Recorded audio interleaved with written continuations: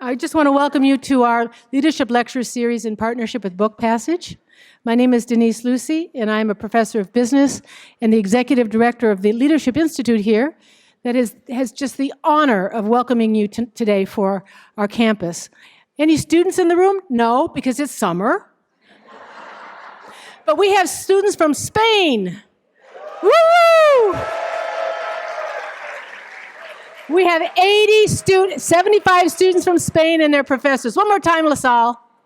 Yay! How do you say La Salle in Spanish? There you go. Yay, yay for La Salle University visiting our campus.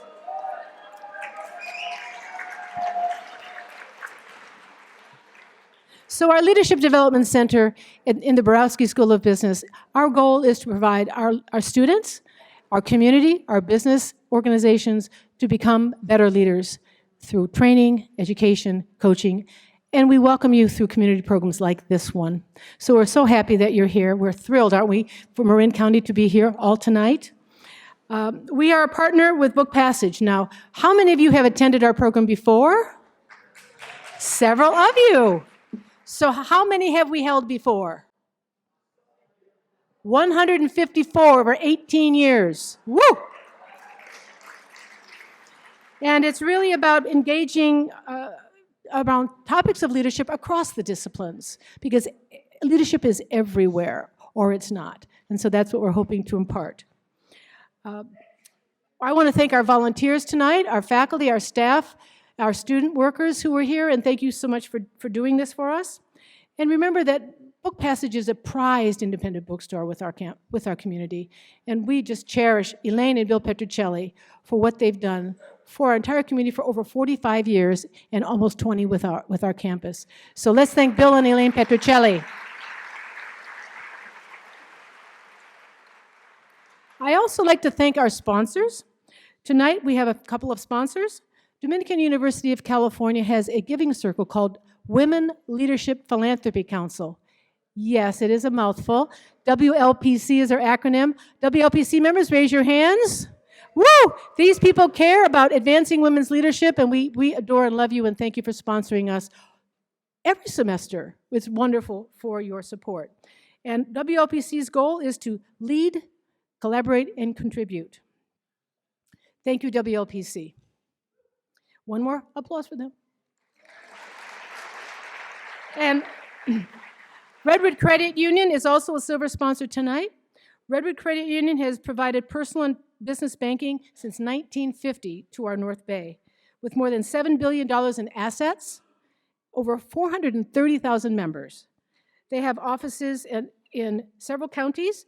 They offer digital banking services and branches throughout the North Bay and in three areas in Marin County.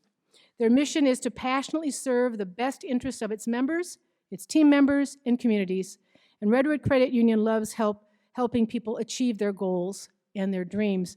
And as a member, I am a member, I feel their love. Thank you, Redwood Credit Union. So tonight, Redwood Credit Union, Kate Harkin is going to introduce our speakers. Kate is responsible for ensuring successful financial wellness and community programs to support the counties of Redwood Credit Union, which include Sonoma, Marin, Napa, Lake, Mendocino, and San Francisco counties. Kate leads the credit union's community team in developing strong relationships with local organizations and with communities.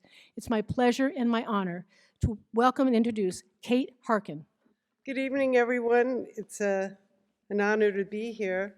I'm pleased to introduce our speakers tonight. Our distinguished speaker, Isabel Allende, was born in Peru and raised in Chile.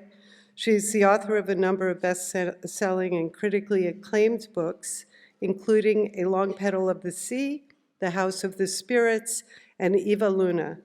Her books have been translated into more than 42 languages and have sold more than 77 million copies worldwide. Give it up for, yeah, that's right.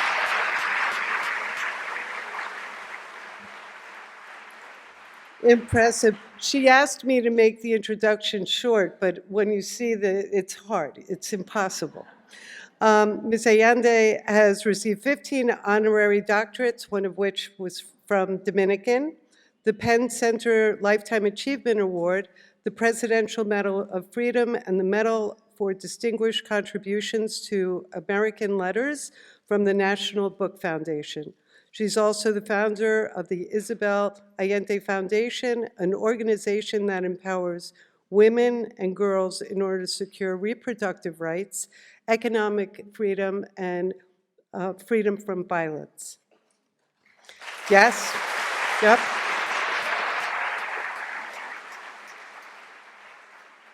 We need that foundation more than ever, don't we?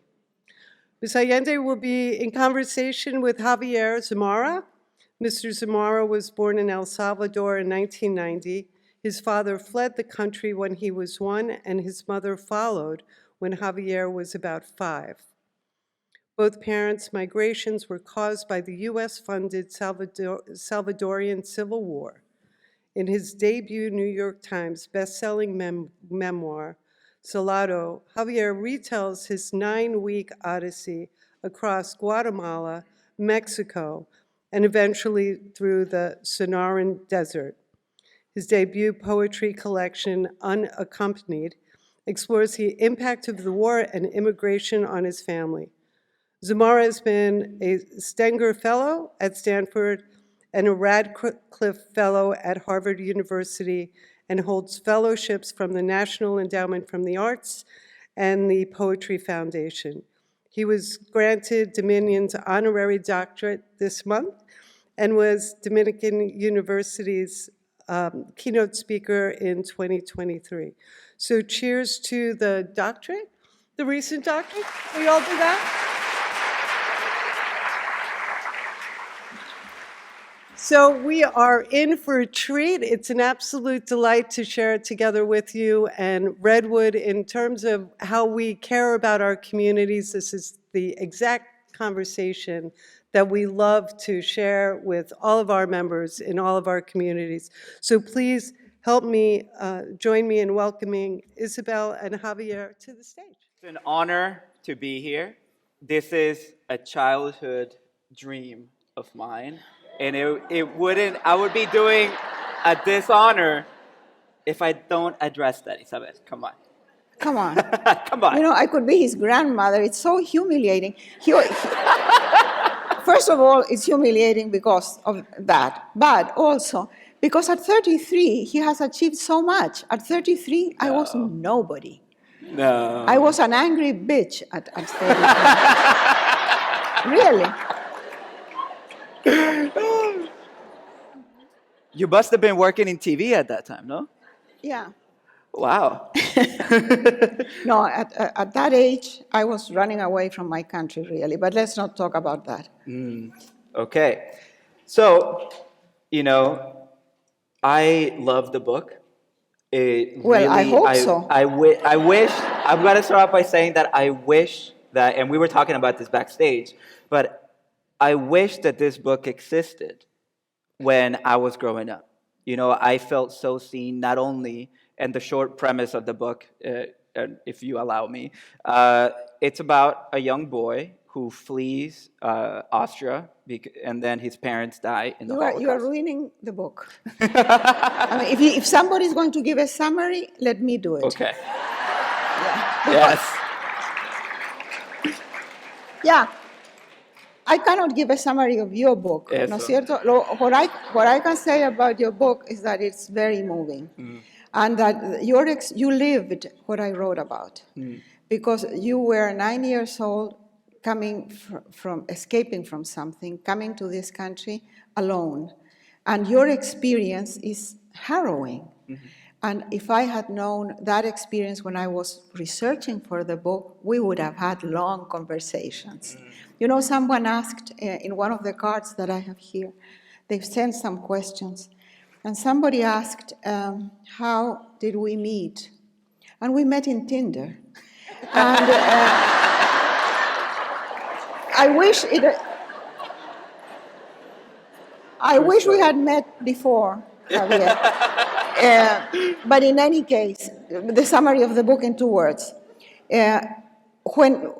When we had the horrible policy in 2017 and 18 of separating the families at the border, through my foundation, I heard the story of a little girl, a blind girl, that was separated from her mom.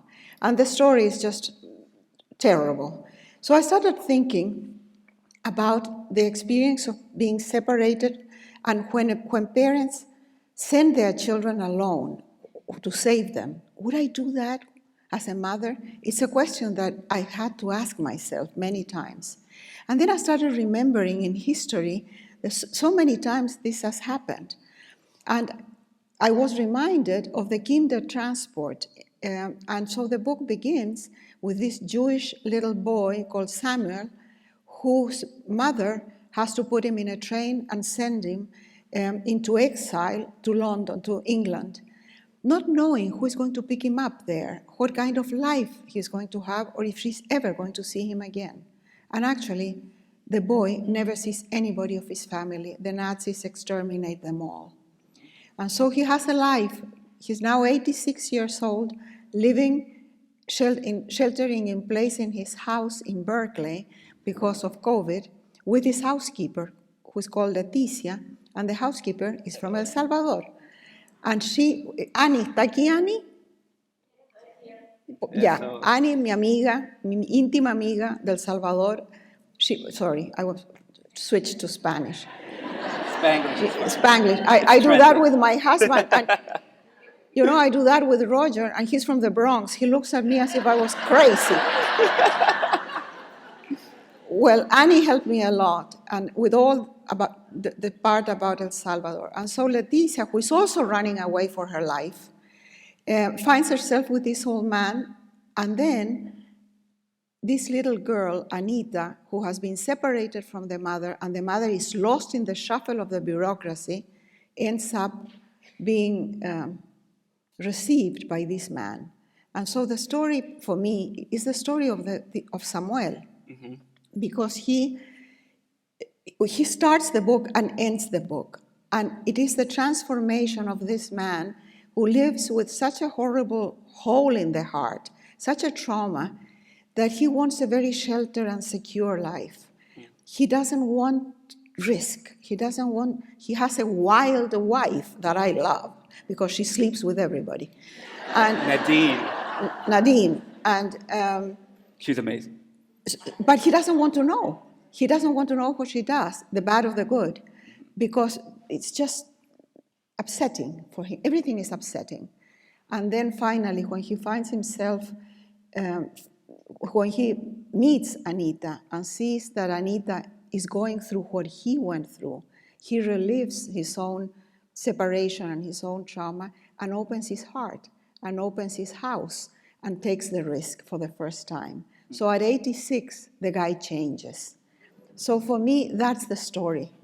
Of course, it's Anita and it's immigration and it's refugees and all that, but it's about the people who, not about so much about the victims, but about those who are trying to help.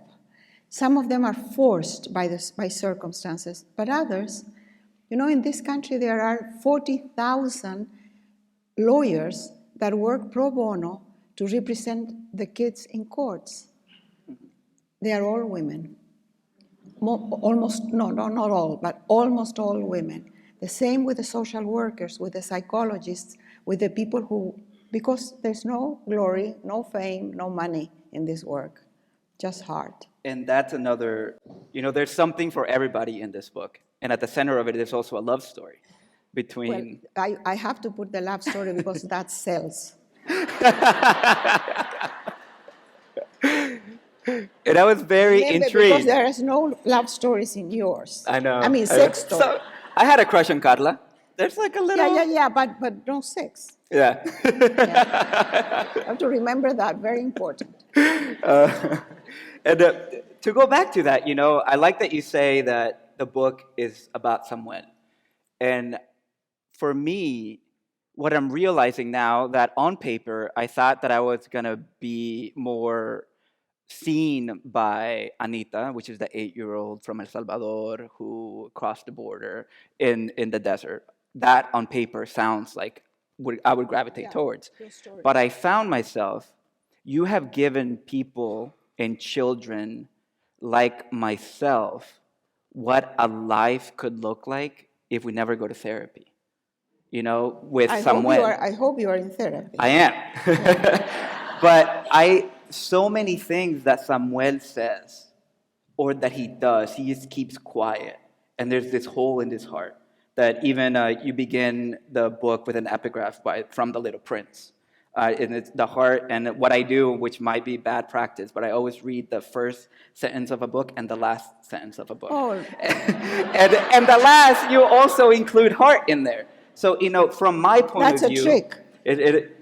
Yeah. But it works. And like you bookend the book with heart, and everything is about this troubled, silent, traumatized man that I was as well. And so can you just talk about like how you kind of mentioned Leticia and Anita, but how did you arrive at Samuel, Mr. Bogart? We call him Mr. Bogart because the wife, this wild wife, thinks that he looks like Humphrey Bogart. So she calls him Mr. Bogart all his life. And that's what his name, really, he's called Samuel. And even Leticia calls him Mr. Bogart. And Anita calls him, everybody. So I forgot to say that Anita, who is based on inspired by a real person, is blind. And so imagine a blind child in a country where she doesn't speak the language, separated from the mother, and in a not in detention, really. So thinking of Anita, it was easy for me to imagine how Samuel lived the separation, because he was also an Austrian boy speaking German, who is sent in a train also to England, first to the Netherlands and then in a ferry to England. And he finds himself alone. He's not blind, but he's silent. This is a kid that is so traumatized that can't speak practically. And his coping mechanism is music. Is music. Music, because music is safe. He doesn't have to talk to anybody. Music, it's himself in this closed environment. In one part, he says that he's part of the symphony. He's been a member of the symphony forever. But in the symphony, everybody is an island, in spite of the fact that they are all playing together. So this is a very solitary person. Do you think that if you had not gone to therapy, you would be a very solitary person? I was. Even, I can't imagine you, because you seem very out there.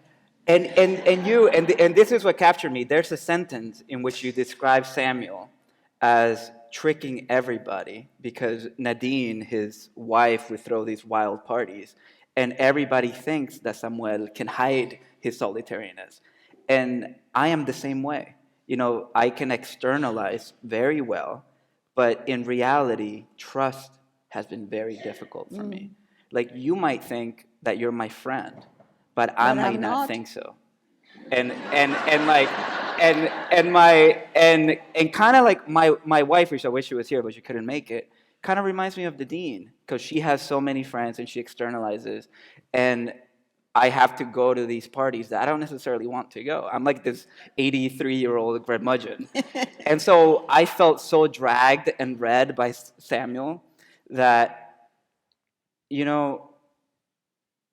therapy, and it wasn't music for me, it was soccer that helped me hide everything. And also writing and poetry. Writing. Yeah. But, yeah, I don't know. And my question about that is also how Samuel, and do you play any instruments? And are you an admirer of the opera? Do you play violin? I go to the opera because my husband drags me there. and after there's a theme here of yeah, our partners after dragging us to do this. the first act, I'm dying to leave. I don't play any instruments, and I can't even sing in the shower. But I thought, I looked for something that Samuel could do in life that would keep him in that place of solitude and that place of being safe.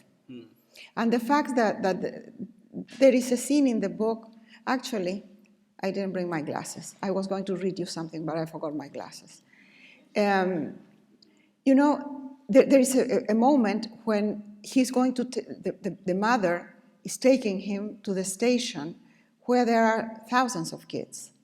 And they have tables where they put an identification on the kids. This is the Jewish kid in Austria. And the person who's registering the kids says, you can't take your violin. You can only take one item, just your bag. And so the mother says, but he never leaves the violin. He's always with the violin. I said, I'm sorry, we cannot make any exceptions. Every kid wants to take something, but we can't. And so there's a line, and some people are upset because he's holding the line, and other people are saying, let him take the violin, what's the problem? And then the kid that has not spoken a word since he knew that he was going to be sent away opens the violin, the case, takes out the violin, and plays a Schubert serenade. And there's silence in the station. And these people who are there in the most crucial and painful moment feel for a few moments comforted by the music. And then at that moment, the person who organized this large woman dressed in black, Dutch, who organized the Kindertransport, this is a real character, historical character. She comes forward and she says, you can take your violin, I will take you to your seat. And that's the moment when the childhood ends for him. From that moment on, he has to fend for himself. And I think that that's what happened to Anita in a way, and happened to you, that for at least for 2 months, you had help, of course, from those wonderful people, Chino and Patricia, of course, but you were alone. Yeah. And that sentence as well, you know, just the knowledge and the wisdom that you have in understanding what it's like to be a child immigrant and what it means for your childhood to end and how you have to grow up. And another detail, so Anita, she's 8 years old, and she knows that she doesn't and cannot cry in front of the adults, which is something that if you've lived it, you know that Anita 100% understands that she has to be an adult. And also, in true Isabel Allende fashion, and I want to ask how the imaginary world comes into it. Why does Anita, do you think, needed Asa Bahar? And can you talk about Asa Bahar? Can you hear me? Badly, no? Yeah. This thing keeps bugging me. Okay. Asa Bahar is a place that Anita imagines. It's a planet, a star, where she goes, and she goes there and finds there everything she has lost. She finds her mother, she finds her grandmother, her sister, and in Asa Bahar, everything is like perfect. My foundation supports programs and organizations that are working in the border. So I get to know many cases, and I get to know the people who are working to help, and those women are fantastic. And talking about the kids, and that is something that happens. Some of the kids go back, and they if they are 6 years old, they start peeing in their and pooping, and they can't control their bowels, or they stop talking, and they go inside and they stop talking. They don't want to connect with anybody. So and many have imaginary friends or imaginary places where they feel safe. And in a way, music is the Asa Bahar of Samuel. The other thing that is interesting, people have asked me, why the name of the book, The Wind Knows My Name. And the kids are given a number when they are in the system, because they have to keep track of them, no? And so Anita doesn't want to lose her name. She wants someone to remember her name. She's not a number. And this has echo with the fact that the Jews were tattooed numbers in the concentration camps. So in a way, history repeats itself in tragic ways. We have, of course, come a long way since the Second World War, and no time was better than now. But it seems, when I see things like what happened to Anita, that we are stuck in a place repeating the same things and hoping that we can learn to treat each other better. And another big theme that I see in all of your works is that, and it's been my favorite award that you've gotten, which is Feminist of the Year. From Feminist magazine, I did my Googling.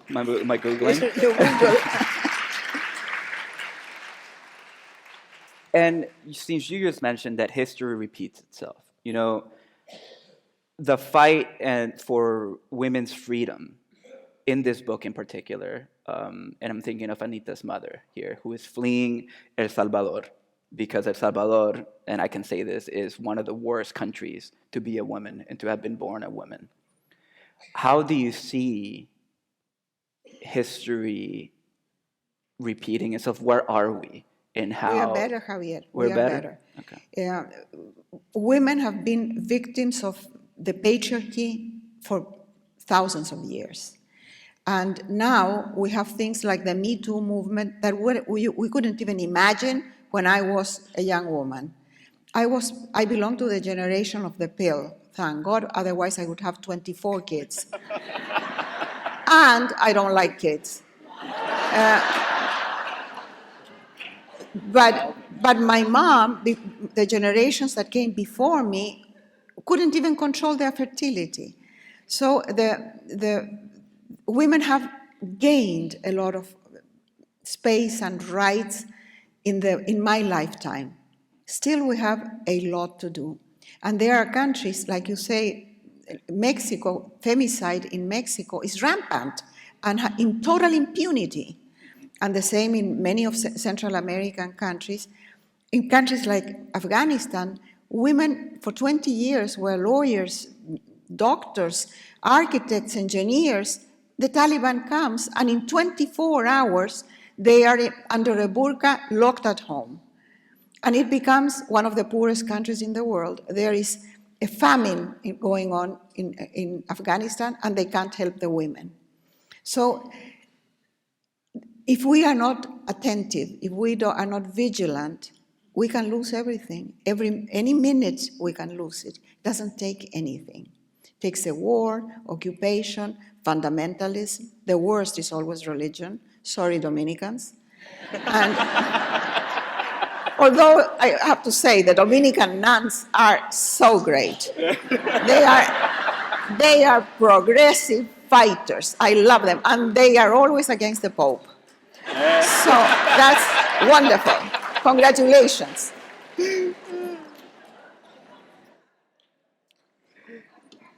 And what were we talking about? I got lost. From those points, I just get a sense that you must follow the news daily. Because throughout the book, there's the pandemic is in the background. There's a lawyer who is defending somebody that sounds a lot like Epstein. Yeah. And there are these little markers. So I just want to ask how much do you pay attention to what's going on, and what is your favorite news site? Because there are so many. You know, and where are we in the media it's in not this Fox current News, moment? that's for sure. You know, I read the news in my phone in the morning, first thing in the morning, and that's it. I don't follow the detail, and I am not looking at the news all day like my husband. Nothing happens between 7 o'clock and 5 o'clock. So why would you see it again at 5? See, it's the same thing at 7. And so I am aware, but I am not on top of everything. But there are certain things that are like so incredible, highlights in this country that you can't ignore. So it's very easy to put those things in the book without even mention the people. You don't even mention names, and everybody knows who am I talking about. We know. You don't mention names. Yeah. It's fiction, but it's not fiction. Yeah. And when are you going to write your book? Oh, no. Yeah, you know, we have been having these conversations since we met in Tinder. We are having this conversation because he's so amazed that I have written 27 books in 41 years. I did the math. That's a book every 18.2 months. Yeah, and so he's dragging along with his book and never gets it done. He talks about it. And so I've been telling him, you have to have discipline and you have to work and you have to get it done. Otherwise, you will be a writer of one book. Dude, wow. Wow. Wow, Isabel. That is terrible. And you know what, Javier? The fact that you have been successful with Solito, that everybody knows you, makes it harder to write the second book. My agent, when I wrote The House of the Spirits, and it was such a success, she said the second book will be very hard. Because, how long did that one take you? But you wrote it like the next year? No, because I didn't know that The House of the Spirits was being so well received in Europe. I was living in Venezuela. I wasn't aware. So by the time I got the first checks, I was already halfway through the next book. So you see, I work. I know. Yeah. You are not going to live off the fame for very long, Javier. Let me tell you. I know. And every time that we meet, she reminds me of this. And if you can talk about that more, like January 8th, what happened January 8th for you? This year? Yeah. Or is that the date that you always begin? Yeah, but this year, of course, I began another book, but I'm not going to tell you. I never talk about what is not finished. Aww. And it's like talking about the boyfriend and someone comes and takes it. I remember when I was talking a lot that I was going to write a book about Flora Tristan, and Mario Vargas Llosa wrote it before I could even put the first line. And I'm sure he heard me and got the idea. So I should stop talking about never, what I'm never working say on. what I'm doing. Okay. Yeah. Okay. But back when House of the Spirits came out, you know, and there's a lot about how you talk about why January 8th. Can you tell us something that you haven't said about why that date is so important? No, because the only reason it's January 8th and not another day is because I was working in a school in Venezuela. And I got a phone call that my grandfather was dying in Chile. And I started a letter for him. But because I was working in a school at that time, it's vacation time, so I wasn't working. And I worked in that school for 4 years and a half. So it made sense to start something when I was free.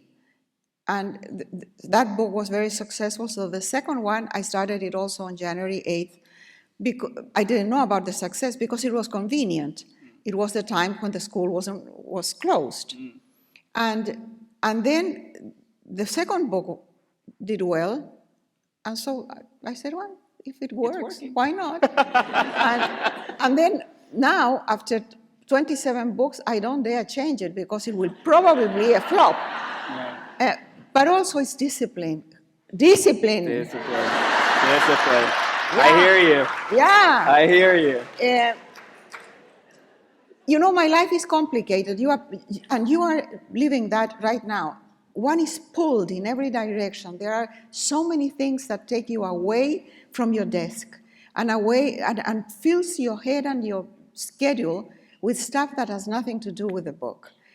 So if you don't separate some time, if you don't carve a sacred place for your creativity, you're fucked.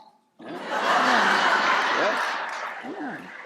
So, Facts. Thank you.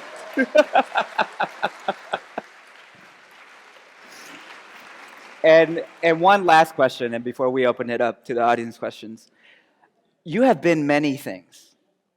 Outside of writing, what has taught you the most about life? Being a mother. Being a mother. Being a mother, and I'm a terrible mother, but still.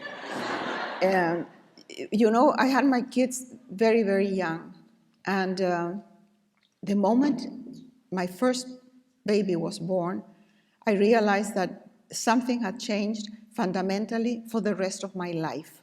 And then the second child was born, and I always saw myself as a table with 3 legs, that if anything happened, the table would not stand, because it was sustained by these 3 legs, my 2 kids and me. And for some reason, I completely excluded the father.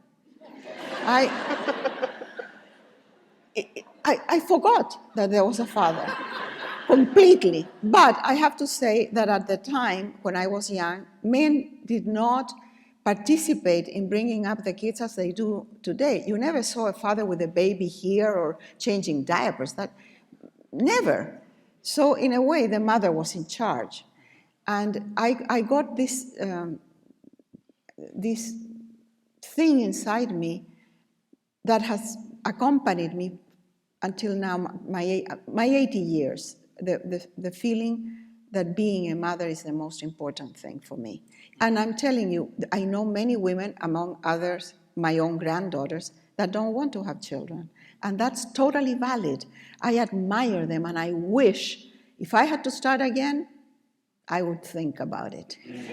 But I was so young that I thought, having a baby, how cute. How cute. Is my mom listening? How cute, yeah. But yeah. And now... You want to have kids? I don't. Aha. I don't plan to. This generation doesn't want kids. Yeah, it's trending. It's like It's trending. It's trending. Not having kids it's in.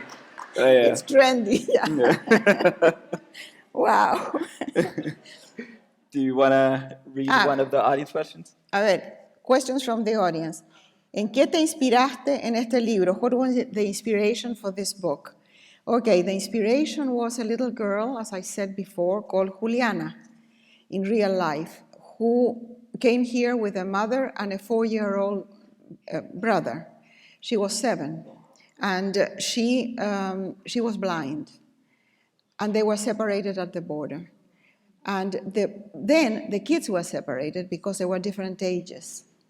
And finally, through the work of dedicated social workers and lawyers and whatever, these people who are there to help, they reunited the family. The mother was lost in the system for 8 months. And when they got them together, they went to court, and the judge deported them all. Wow. They deported them to Mexico, where they were lost. We have never been able to find them. Wow. And this was 2 years ago. Is this a case with the Florence Project? Yeah, this is a case with the Florence Project. Mm. So, and my foundation works also with the Florence Project. So when I heard this, I was appalled at the systematic cruelty of the system that reminded me of other instances in which there is a policy of cruelty. And you can't understand why until you realize that power and the patriarchy moves with fear. Fear is the most powerful element of the patriarchy. Mm. And that is something that I always sort of felt or suspected even as a child, but became very clear during the dictatorship in Chile. The military coup and the dictatorship. There's nothing more patriarchal than the military. Well, religion, of course. But really, that was the theme for me. Mm. And from there, to make the connection to the Holocaust and the separation of the kids was easy, because it was like a straight line, you know. Yeah. So that was the inspiration. You have any questions for you? I think you do. This is what inspired the book for you, and also, since publishing my book, have I found Chino, Patricia, and Carla. Yeah, but you have to explain because some people don't know who they are. Chino, Patricia, and Carla were the strangers who became family during the 8 weeks that it took us to immigrate into this country. And I wouldn't be alive without them, and I dedicate my memoir to them.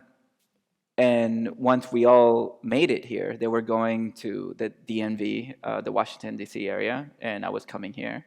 And we stayed in contact for, I want to say, 2 months. And then I haven't heard from them to this day still. I don't know if they're alive. And it's the most asked question that I get. And I just hope that they're okay. I don't know if they're in this country still. So yeah. I think that if they were in this country, they would have heard about Solito, and they would have contacted you, I think.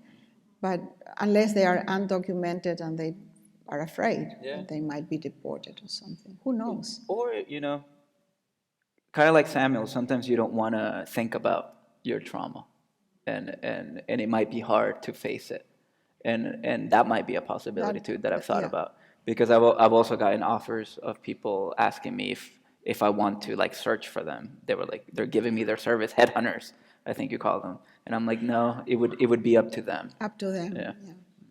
Yeah. Well, here another question: which book has been the most challenging to write and at the same time most fulfilling when you completed it? Paula. I wrote that book. The challenge was to start. When my daughter died, I was devastated, broken, and my mother was the one who pushed me to start writing, and she gave me 160 letters, I think it was, that I had written to her during the year. And my mom said, they are in chronological order, read them, so that you will understand that the only way out for your daughter was death. And for me, the whole year was just one black night, long night. I couldn't remember stages in this process. The only thing I could remember was that I had brought Paula in a United commercial flight in a coma, without a visa, to the United States. And Ted Kennedy sent 2 people from his office to meet me at the Washington airport and got her in.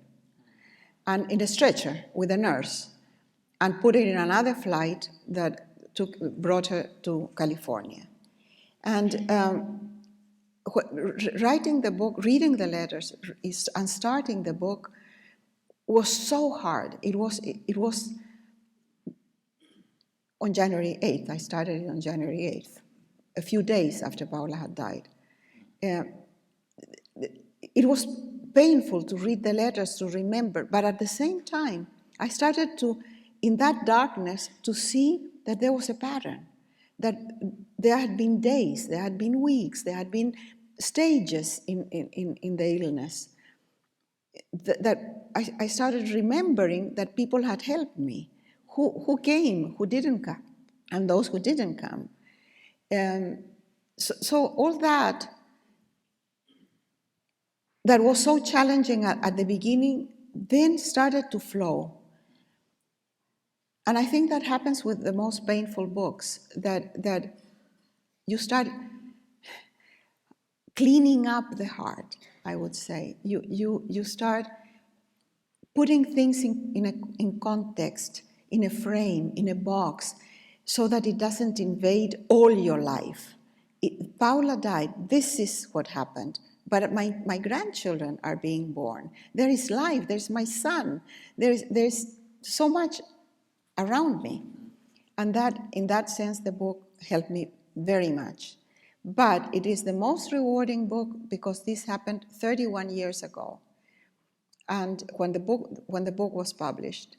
And I received, I would say that every week, at least one, if not more, letters from different places in the world of someone who has had a loss of some kind and contacts me because they have read the book, or they have someone that they want to give the book to, or they're discovering the book. So in that sense, I feel that the spirit of Paula is out there, touching people. And it's very rewarding, it's very fulfilling, it's wonderful.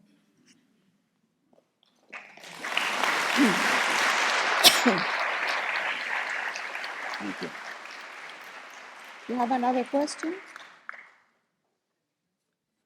Oh, I'm sorry, but because this is related, the question is, I am a mother who recently lost her child.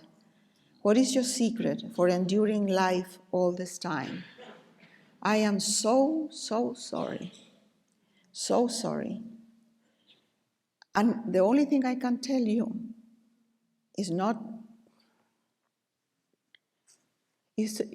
to close yourself, because grief tends to isolate us, and we become so hard, and we just close down.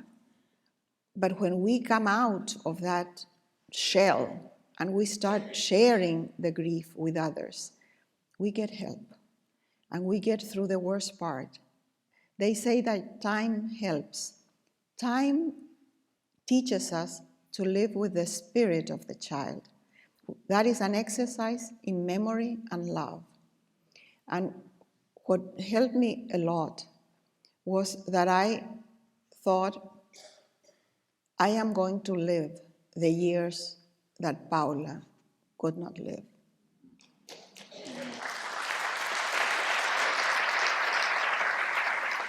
And I am going to live them as she would have, with joy, with generosity, with compassion, because that's the person she was. And that's not naturally in me. I'm not that person at all. But for the last 30 years since she died, I have tried. And sometimes it works. Sometimes it does. So I'm so sorry for the person who is going through this. And I do hope that you get a lot of love and help, because that's the only thing that will carry you through.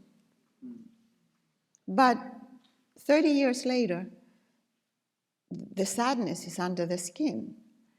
You will have to live with it, and it's a good sadness. It's like tenderness. It's sweet. So you will live with it, and it will be your companion.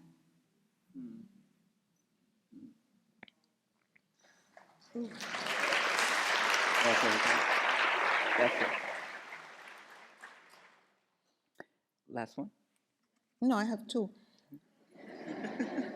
How do you perceive the relationship between personal memory and collective memory? This is such an interesting question. I had never thought about it. But memory is very similar in the brain to imagination. What we remember often is what we imagine. And I'm talking about personal memory. So when you talk about your experience, you told me that you needed to go back to the place to check if your memory was real. Tell us about that. I think for a lot of the conversations that we're talking about is how do we remember trauma? And for a long part of my life, I wanted to pretend that never happened to me. You don't want to remember because you don't want that bad thing to have been true. And so I questioned my memory. And then going back and realizing that scientifically speaking, what you just said is true. You can never remember exactly every memory. For example, if I remember something today, there's a certain path in my brain that opens up. If I remember the same thing tomorrow, it's going to be a different one because that path is closed up. So scientifically, every time that we remember, we are imagining a new scenario. But there's also power in that because you have the opportunity to recreate in something that could be better. And there is one thing in what you have said that is interesting. I think that we can create our memory in the sense that, look, when I write a paragraph, I want to convey something, an emotion or a situation, and I don't like it that much. So I read it aloud, and I realize that it doesn't convey at all the sentiment. So I change 3 or 4 words in the paragraph, and the whole thing changes. The color, the tone, the meaning changes if you change three words. So I do that with my life. I narrate my life with chosen adjectives. Because I could tell you a tragic life, but I don't feel that I have constructed the memory of my life with good adjectives. So the narration that I do of my own life, and I have had to narrate my life many times because I have started from scratch in different places. So I have to introduce myself to the new place. And I'm always tempted, I would love to create a new me, a better me. But then it doesn't happen that way. So instead, I try to create a narrative of my life that makes me happy, that is positive, and makes me healthy also. So I think that what you're doing in therapy, transforming that memory, and what you can do in the writing, which is change the adjectives, and then you can narrate your life not from the point of view of trauma, but from the point of view of the adventure, the odyssey of the trip. And when we talk about collective memory, unfortunately, collective memory is determined by who tells the story. And the story is always told by the winners. Usually white males. So when I think of collective memory, in my books, I try to think of what is the collective memory of the women, of the people who lost the war, of the slaves, of the children, of the poor. Those voices that we never hear, to me, are the collective memory. And the other thing is a fiction.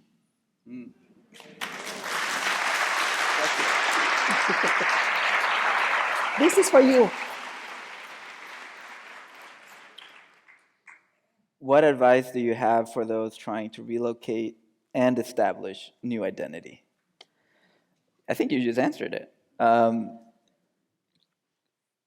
Reframing the conversation and just, it took me so many years to not be ashamed. I think there's a lot of shame that being an immigrant has. And just changing. Why? I don't have any shame. I'm proud. Yes. I'm really proud of being an immigrant. But absolutely. Look, you are bicultural, bilingual. You bring to this country all what you had before. And then you acquire everything that this country gives. You don't have to let go of anything. But it takes time to believe that, Isabel. And for some of us, it takes a while.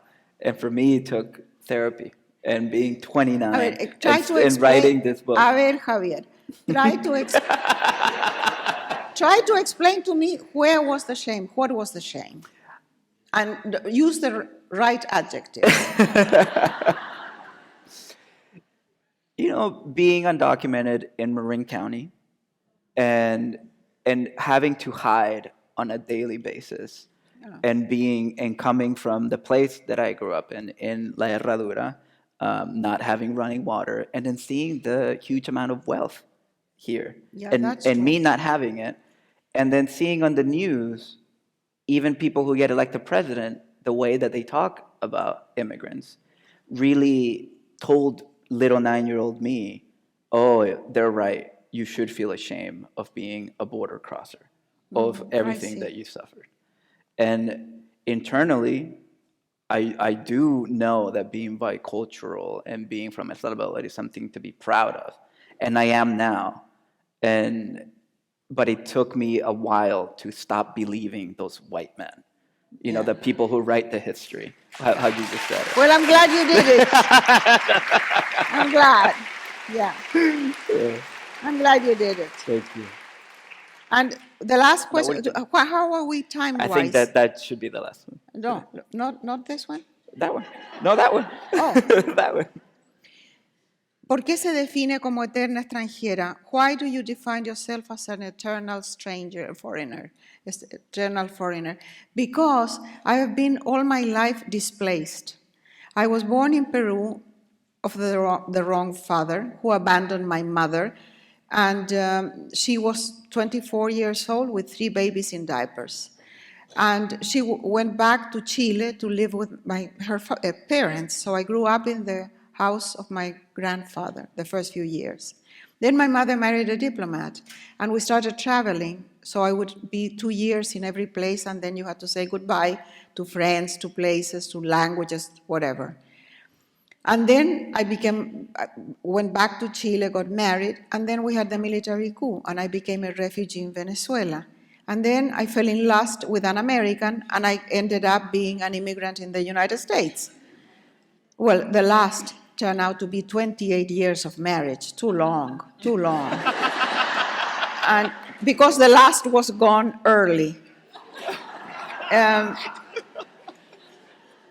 What was I talking about?